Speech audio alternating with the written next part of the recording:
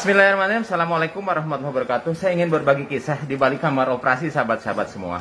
Saat itu saya mendapatkan seorang pasien perempuan umur kurang lebih 8 tahun ya, didiagnosis dengan peritonitis difus, suatu peradangan di dalam perut yang diakibatkan kemungkinan adanya usus yang pecah.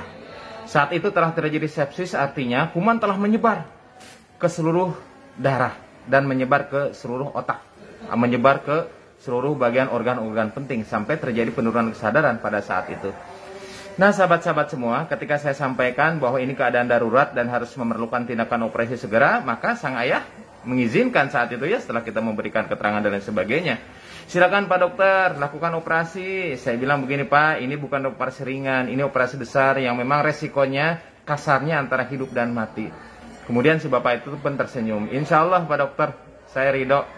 Kemudian lakukan tindakan operasi, dan ternyata tindakan operasi sahabat-sahabat semua, apa yang diperkirakan memang benar. Terjadi kebocoran di usus halus perbatas dengan usus besar.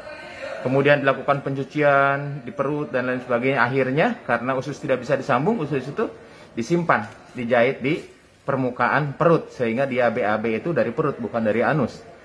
Kemudian kondisi kritis pun kita lalui di kamar operasi ya, saturasi oksigen sempat turun, kemudian nadi sangat meningkat ya, dan diputuskan untuk dirawat di ICU sahabat-sahabat semua.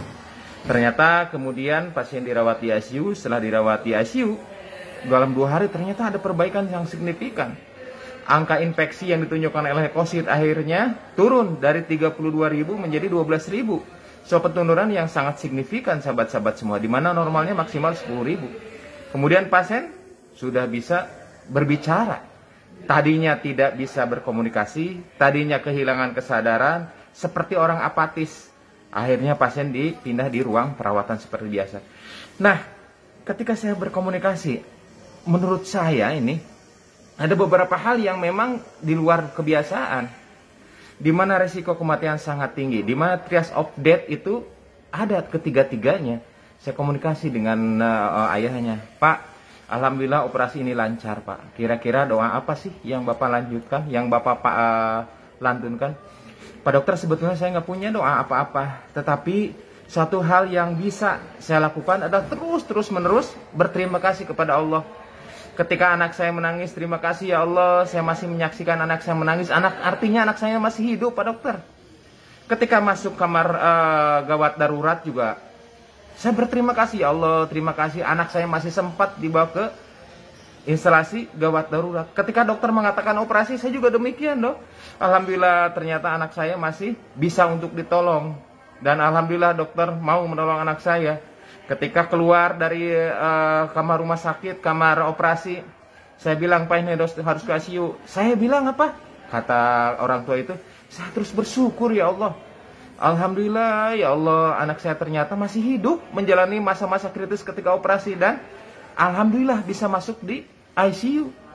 Ketika di ICU gue sama-sama terus bersyukur ya Allah, terima kasih anak saya ternyata sekarang sudah bangun, sudah bisa berbicara, sudah bisa berkomunikasi.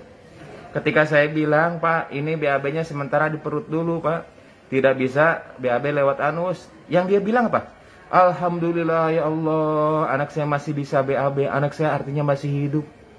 Ketika diajak ngobrol, ketika di ruang perawatan juga sama demikian. Ya Allah, terima kasih anak saya masih bisa di ruang perawatan seperti biasa. Nah, saya kagum saat itu sahabat-sahabat semua. Betapa banyak kadang-kadang orang yang ketika masuk rumah sakit, dia mengeluh, ya Allah kenapa harus masuk rumah sakit? Ya Allah kenapa harus masuk ke IGD? Ya Allah ternyata harus dioperasi, kalau bisa mah jangan dioperasi. Ya Allah ternyata kok masuk ke ICU. Dan lain sebagainya sahabat-sahabat semua. Peristiwa sama tetapi dengan penyikapan yang berbeda ternyata akan berdampak sangat signifikan. Betapa saya merasakan ketika operasi itu demikian mudahnya, demikian lancarnya. Betapa saya sendiri merasakan operasi yang tadinya mempunyai tingkat resiko sangat tinggi saat itu, ya, asa 4E saat itu. Ternyata Allah mudahkan sahabat-sahabat semua. Ketika masuk ICU juga demikian. Allah mudahkan semuanya. Amat mudah bagi Allah untuk mengernakan kesembuhan pada hamba-hambanya yang pandai bersyukur. Nah sahabat-sahabat semua, dalam situasi apapun ternyata pasti ada syukur di dalamnya. Tergantung dari bagaimana kita mengolah, memframing hal-hal yang tadinya negatif menjadi mencari hikmah sebanyak-banyaknya dan mencari celah karunia Allah yang sangat besar di balik musibah sekalipun. Semoga kita digolongkan menjadi abdan syakuro, hamba-hamba yang pandai bersyukur. Di balik kamar operasi, kita lanjutkan ke hikmah-hikmah berikutnya. Assalamualaikum warahmatullahi wabarakatuh.